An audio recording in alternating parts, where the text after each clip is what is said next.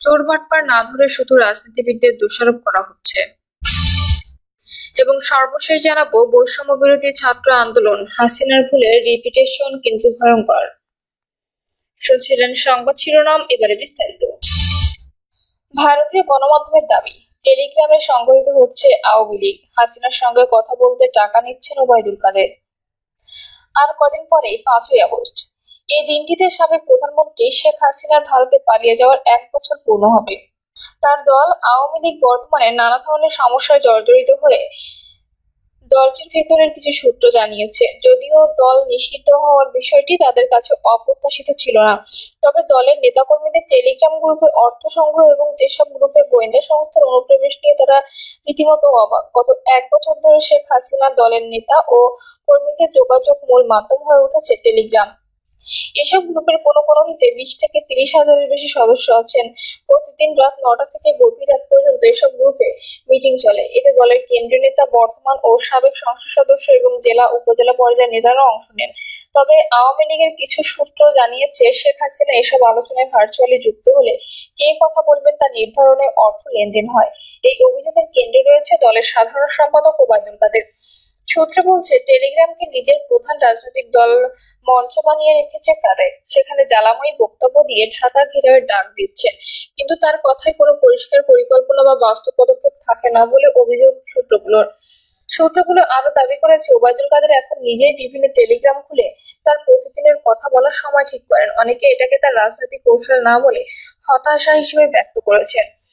আওয়ামী লীগের একজন জ্যেষ্ঠ নেতা নাম প্রকাশ না করার শর্তে বলেছেন, দলের কর্মীরা ওবায়দুল কাদেরকে প্রত্যাখ্যান করেছেন। তিনি নিজের গুরুত্ব ধরে রাখার জন্য অসংখ্য টেলিগ্রাম গ্রুপ তৈরি করেছেন, যা দলের ভালোর জন্য নয়, বরং এক ধরনের আর্থিক প্রচারণা চালানোর জন্য।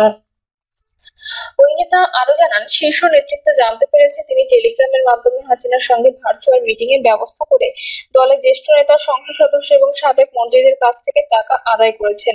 তবে আওয়ামী লীগের শীর্ষ নেতৃত্ব যেমন সজীব ওয়াজেদ জয়, হাসান মাহমুদ, মোহাম্মদ এ আরাফাত, আসাদুজ্জামান খান কামাল এবং মহিবুল হাসান চৌধুরী নওফেল এবং এমনকি শেখ হাসিনার জন্য বড় একটি উদ্বেগের বিষয় হলো ডক্টর ইউনূসের সমর্থন এবং বাংলাদেশের গোয়েন্দা সংস্থা কর্মীরা এসব গ্রুপের অনেকগুলোতে ঢুকে পড়েছে বলে মনে করছে দলটির নেতাকর্মীরা।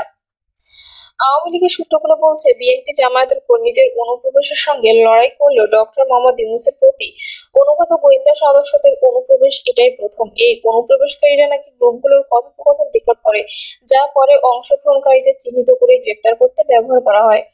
দলটির ভেতরের খবর অনুযায়ী গ্রুপে আলোচনার ভিত্তিতে ইতিমধ্যে গ্রেপ্তার শুরু হয়ে গেছে। প্রথম কখন কি সন্দেহ দেখা দেয় এ বিষয়ে জানতে চাইলে দলের একজন জ্যেষ্ঠ কর্মকর্তা জানান, দেখুন, মাঝে মধ্যে অপ্রীতিকর মন্তব্য আসছিল, কিন্তু ধানমন্ডি 32-এর মতো পরিচিত গ্রুপগুলোতেও কেন্দ্রীয় নেতাদের বিরুদ্ধে খোলাখুলি অসন্তোষ প্রকাশ করা হয়েছে, যা আমরা লক্ষ্য করেছিলাম। কিন্তু যখন প্রতিরোধ করার আলোচনার ভিত্তিতে আমাদের কর্মীদের ধরে নিয়ে যাওয়া শুরু হলো, তখন আমরা বুঝলাম যে ব্যাপারটা যতটা দেখা যাচ্ছে তার চেয়ে গভীর। এই সমস্যা সমাধানের জন্য শেখ হাসিনা কি চান জানতে পেরেছে শেখ হাসিনা এই পরিস্থিতিতে মোকাবিলার নেতৃত্বে আমূল পরিবর্তন চান। তিনি চান না কর্মীরা শুধু কিবোর্ড যোদ্ধা হয়ে থাকুক। আরো জানতে পেরেছে, ডেটা কালোবাজার এবং ডার্ক ওয়েবে ফাঁস হওয়া খবরের পর আওয়ামী লীগের সব টেলিগ্রাম ব্যবহারকারীদের ভিপিএন ব্যবহারের নির্দেশ দেওয়া হয়েছে। 2026 সালে বাংলাদেশে নির্বাচন অনুষ্ঠিত হওয়ার কথা, তবে আওয়ামী লীগ এখনো নিষিদ্ধ। এই প্রেক্ষাপটে দলটি মনে করছে তারা দ্বিতীয় ধাপে প্রবেশ করতে প্রস্তুত। এবার টেলিগ্রাম নয়, সরাসরি রাস্তায় নামার পর্ব। দলের এক নেতা বলেন, 1 বছর হয়ে গেল আওয়ামী লীগ জনগণের জন্য লড়তে চায়, তাই প্রতিটি জেলা ও মহানগর এলাকায় বিভাগীয় সংগঠক, যুগ্ম সাধারণ সম্পাদক এবং কেন্দ্রীয় কমিটির সদস্যদের নিয়ে খুব শিগগিরই প্রতিরোধ কমিটি গঠন করা হবে। বিশ্বের বেশিরভাগ দেশই ভিসা দিচ্ছে না বাংলাদেশি পাসপোর্টে, চাঞ্চল্যকর তথ্য দিলেন, বলছেন নাজমুল সাকিব। ফ্যাসিস্ট হাসিনা পালানোর পর থেকে বাংলাদেশের রাজনৈতিক অঙ্গনে বিরাজ করছে সীমাহীন উত্তেজনা। দেশের এই সংকটময় মুহূর্তে অনেক বাংলাদেশি বিশ্বের বিভিন্ন দেশে অবস্থান করছেন। এদিকে যারা ভ্রমণের উদ্দেশ্যে বা চিকিৎসার উদ্দেশ্যে বিশ্বের বিভিন্ন দেশে যাওয়ার জন্য ভিসার আবেদন করছেন, তাদের অধিকাংশই ভিসা পাচ্ছে না, বরং প্রত্যাখ্যান করে দেওয়া হচ্ছে তাদের আবেদন। এবার এই বিষয়টি নিয়ে একটি টক শোতে বিস্ফোরক মন্তব্য করেছেন নাগরিক টিভির editor in chief Nazmul Sakib. এই সাংবাদিক তার আলোচনায় তুলে ধরেছেন বাংলাদেশিদের ভিসা না পাওয়ার কারণ। তার মতে, বাংলাদেশের ভিসা না পাওয়ার প্রধান কারণ রাজনৈতিক। বাংলাদেশের সাম্প্রতিক রাজনৈতিক অস্থিতিশীল পরিবেশই দায়ী ভিসা রিজেক্ট হওয়ার পেছনে।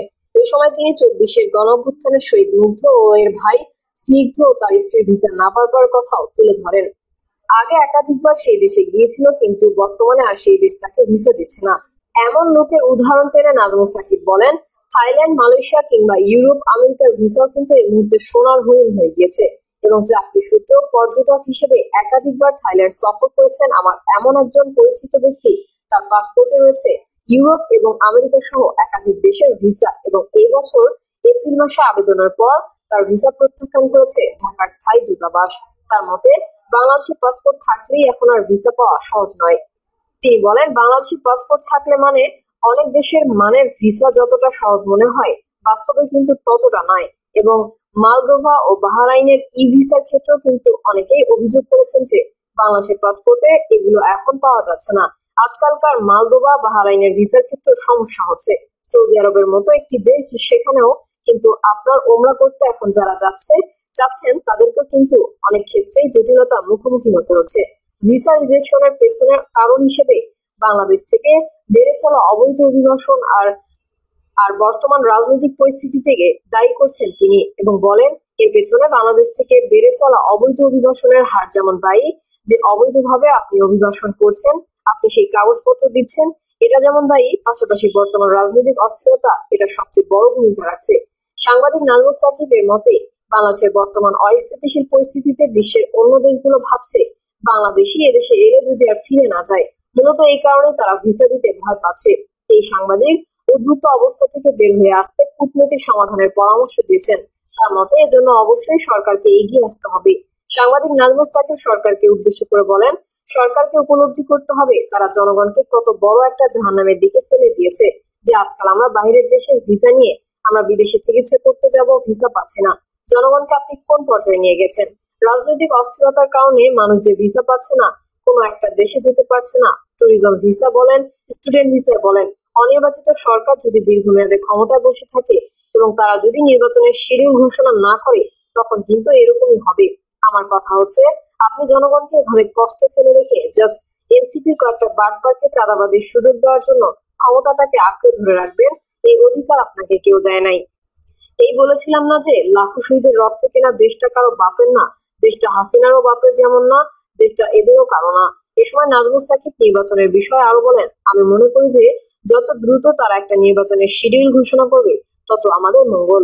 আদারওয়াইজ আমি মনে করি যে আমাদের সামনে কিন্তু একটা অত্যন্ত নাজুক পরিস্থিতির সম্মুখীন হতে হবে। বালাগঞ্জে বাদী নিরাপত্তাহীন, ধার দেওয়া টাকা চাওয়ায় মেয়েকে অপহরণ। 50,000 টাকা ধার দেওয়ায় যে কাল হবে জানতেন না হ্যাপি বেগম। পাওনা টাকার জন্য চাপ দেওয়ায় হ্যাপি কলেজ পড়ুয়া মেয়েকে অপহরণ করা হয় বলে অভিযোগ উঠেছে।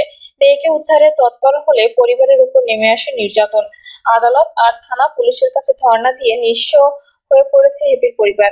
হ্যাপি সিলেটের বালাগঞ্জ উপজেলার দেওয়ানবাজার ইউনিয়নের শিওরখাল